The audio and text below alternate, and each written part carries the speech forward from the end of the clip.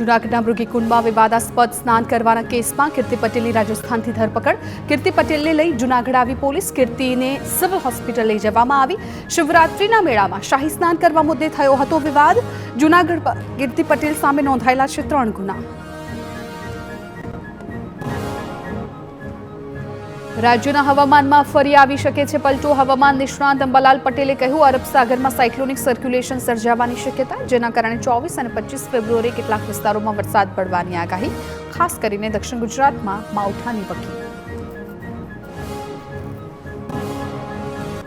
રાજ્યમાં રોગચાળો વકરવાની પણ અંબાલાલ પટેલે આશંકા વ્યક્ત કરી. એપ્રિલ મહિના સુધી વિષમ હવામાનનો પડી શકે છે માર. આગામી 2 મહિના સુધી બેવડી ઋતુની રહેશે અસર, જેને લીધે સ્વાસ્થ્ય અને કૃષિ પાકોને અસર થવાની સંભાવના. રોગચાળો ઉંચકાય તેવી ભીતિ. ડબલ સિઝનને લીધે કૃષિ પાકોને અસર થવાની સંભાવના. અંબાલાલ પટેલના કહેવા મુજબ 27 ફેબ્રુઆરીથી માર્ચની શરૂઆતમાં વાતાવરણમાં પલટો આવતા જંતુઓનો ઉપદ્રવ વધવાની શક્યતા. તૈયાર થયેલા કૃષિ પાકોમાં ફેલાઈ શકે છે રોગચાળો, જેથી પાક સંરક્ષણના પગલાં લેવા ખેડૂતોને અપીલ.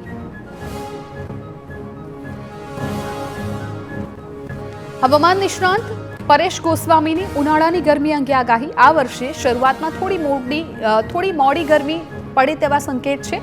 સામાન્ય રીતે ફેબ્રુઆરી મહિનામાં મધ્યમથી ગરમીનો પારો ચઢવા લાગે છે, પરંતુ આ વર્ષે કંઈક અલગ ચિત્ર જોવા મળી રહ્યું છે. વેસ્ટર્ન ડિસ્ટર્બન્સને કારણે ગરમીમાં વધારો થઈ રહ્યો નથી. પવનની દિશા અને ભેજને કારણે ઠંડક જળવાય છે. સામાન્ય રીતે 15 ફેબ્રુઆરી બાદ તાપમાનમાં ક્રમશઃ વધારો થતો હોય છે. હાલ બપોરના સમયે ગરમી અનુભવાય છે. આ વર્ષે હજુ પણ ઉત્તર ભારતના પહાડો પરથી વેસ્ટર્ન ડિસ્ટર્બન્સ પસાર થવાનું ચાલુ હોવાથી હજુ ગરમીનો પારો વધ્યો નથી. રાજ્યમાં 31 થી 34 ડિગ્રીની આસપાસ તાપમાન નોંધાઈ રહ્યું છે. આગામી 23 ફેબ્રુઆરીથી તાપમાન હજુ પણ 1-2 ડિગ્રી નીચે આવશે, એટલે રાત્રે ઠંડી અને દિવસે ગરમી એમ 2 ઋતુનો અનુભવ થશે. ગત વર્ષની સરખામણી આ વર્ષે ફેબ્રુઆરી મહિનામાં 2 થી 3 ડિગ્રી નીચે જોવા મળી રહ્યું છે તાપમાન. વિરમગામના વસવેલિયા ગામ નજીક કમિજલા 48 કોળી પટેલ સમાજે સુધારા સાથેનું બંધારણ જાહેર કર્યું. 24 વર્ષથી વિવિધ ગામોમાં યોજાતા સમૂહ લગ્નમાં સોનાના દાગીના 5 તોલાને બદલે 2.5 તોલા જ આપવાનો નિર્ણય. સામાજિક પ્રસંગોમાં ડીજે વગાડવા પર આંશિક પ્રતિબંધ. શિક્ષણ તેમજ મરણને લગતા 18 મુદ્દાના સુધારા સર્વાનુમતે મંજૂર. બંધારણ તોડનાર સામે થશે દંડાત્મક કાર્યવાહી. રાજકોટમાં આવતીકાલે જંગલેશ્વરમાં સૌથી મોટી મેગા ડિમોલેશન ડ્રાઈવ. મનપાના ઇતિહાસની સૌથી મોટી દબાણ હટાવો ઝુંબેશ. મેગા ડિમોલેશન પહેલા જંગલેશ્વરમાં ગોઠવાયો લોખંડી બંદોબસ્ત. મનપા સહિત વિવિધ સરકારી વિભાગોની વ્યૂહાત્મક કામગીરી પહેલા જંગલેશ્વરને 7 ઝોનમાં વહેંચવામાં આવ્યું. દરેક ઝોનમાં વર્ગ 1 અધિકારી, ટેકનિકલ સ્ટાફ, સુપરવાઇઝરની નિમણૂક. 64 થી વધારે જેસીબી, 90 ટ્રેક્ટર, 7 હિટાચી, 50 બ્રેકરની લેવાશે મદદ. 42 ગેસ કટર અને 14 ડમ્પર સહિત 260 થી વધારે મશીનો સાથે માઇક્રો પ્લાનિંગ. મનપા દ્વારા તૈયાર કરાયો વિશેષ કંટ્રોલ રૂમ.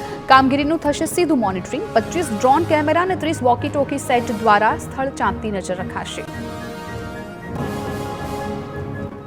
ભાગેડુ પ્રેમ લગ્નના કાયદાને વધુ કડક બનાવવાની માંગ. મહેસાણાથી ઊંઝા સુધી પાટીદાર સેનાની પદયાત્રા.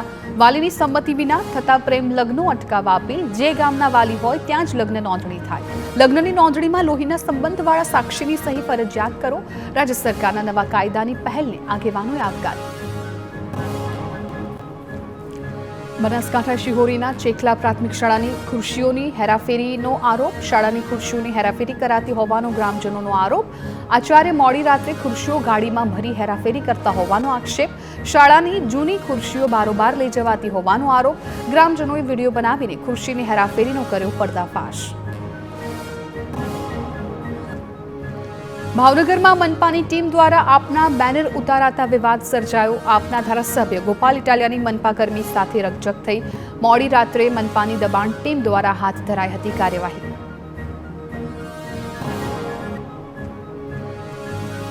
અંબાજી ગબ્બર ખાતે 6 દિવસ સુધી રોપવેની સુવિધા બંધ રહેશે. હોળી ધૂળેટીના તહેવારને લઈને અંબાજી ગબ્બર ખાતે આવેલા રોપવેનું મેન્ટેનન્સ કામ કરવામાં આવશે, જેના ભાગરૂપે તારીખ 23 થી 28 સુધી 6 દિવસ સુધી રોપવે સંપૂર્ણપણે બંધ રહેશે. આ સમય દરમિયાન યાત્રિકો પગથિયા ચડીને ગબ્બર ગઢ ઉપર પગથિયા ચડીને દર્શન માટે જઈ શકશે. વડોદરા મહાનગરપાલિકાના જનસંપર્ક વિભાગ પર ભ્રષ્ટાચારના આરોપ લાગ્યા. આક્ષેપ કોઈ જાગૃત નાગરિક કે સામાજિક કાર્યકરે નહીં, પરંતુ પાલિકાના એક કાઉન્સિલરે લગાવ્યા છે અને હર ઘર તિરંગા યાત્રા દરમિયાન કરવામાં આવેલા ખર્ચમાં ગોટાળો કર્યો હોવાનો આક્ષેપ અપક્ષ કાઉન્સિલર આશિષ જોશીએ કર્યો.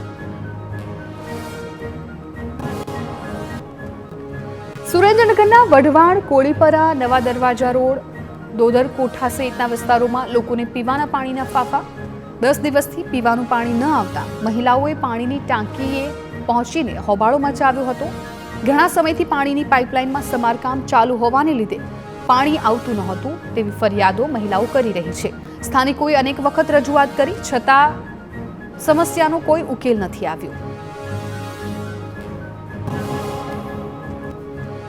સ્થાનિક સ્વરાજની સંસ્થાઓમાં ઓબીસી અનામત અંગે કોંગ્રેસનું સરકાર પર નિશાન. કોંગ્રેસ ઓબીસી ચેરમેનના પદ ગ્રહણ સમારોહમાં અમિત ચાવડાએ કહ્યું, ઓબીસીને સ્થાનિક સ્વરાજ્યમાં મળેલું 27% અનામત પૂરતું નથી.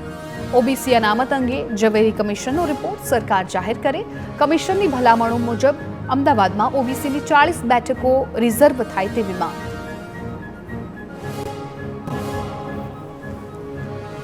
અમદાવાદના ઇન્ટરનેશનલ એરપોર્ટ પર સોનાની દાણચોરીનો પર્દાફાશ. અબુધાબીથી આવેલા મુસાફર પાસેથી લાખોનું સોનું ઝડપાયું. સોનાની કેપ્સ્યુલ બનાવી શરીરમાં છુપાવીને લાવ્યો હતો મુસાફર. એર અરેબિયાની ફ્લાઇટમાં આવેલા મુસાફર પાસેથી સોનું પકડાયું. કસ્ટમ્સ એઆઈયુની એક્સરે તપાસમાં ₹21.87 લાખનું સોનું ઝડપાયું. જામનગરના સિક્કા ગામે રહેણાંક મકાનમાંથી મળ્યું 2 કરોડથી વધુનું એમ્બરગ્રીસ. એસઓજીએ બાતમીના આધારે ઇમામ ચોક વિસ્તારમાં દરોડા પાડ્યા હતા અને 2 કિલોથી વધારે એમ્બરગ્રીસ ઝડપી આરોપીની ધરપકડ કરી. મકાનમાં રસોડામાં છુપાવવામાં આવ્યું હતું એમ્બરગ્રીસ. એફએસએલને પણ સોંપાઈ તપાસ.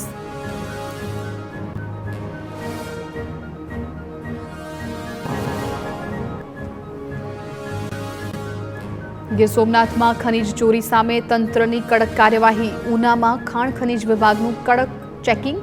નળિયા માંડવી, નવા બંદર સહિત ઉના બાયપાસ વિસ્તારમાં તપાસ.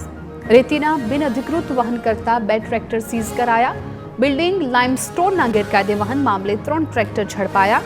ઉનામાં 7 અને સૂત્રાપાડામાં 1 કેસ નોંધાયો. 65 લાખનો મુદ્દામાલ જપ્ત કરી તપાસ.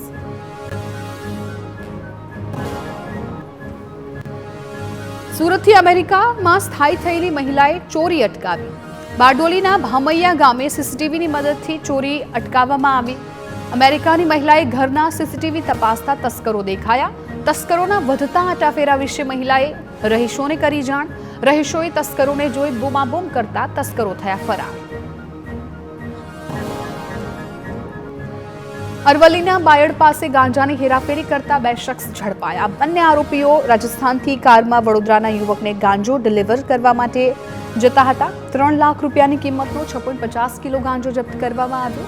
સીઆઈડી અને એન્ટી નાર્કોટિક્સ ટાસ્ક ફોર્સે કરી સંયુક્ત કાર્યવાહી. ઉત્તર ભારતમાં ઝડપથી વધી રહ્યું છે તાપમાન. મેદાની રાજ્યોમાં દિવસ દરમિયાન તડકો રહેતા લોકોને ગરમીનો અનુભવ. રાષ્ટ્રીય હવામાન વિભાગ અનુસાર આગામી 7 દિવસમાં ઉત્તર પશ્ચિમ ભારતમાં મહત્તમ તાપમાન 2 થી 4 ડિગ્રી સેલ્સિયસ સુધી વધી શકે. ફેબ્રુઆરીના અંત સુધી મહત્તમ તાપમાન 30 ડિગ્રી સેલ્સિયસને પાર થાય તેવી શક્યતા.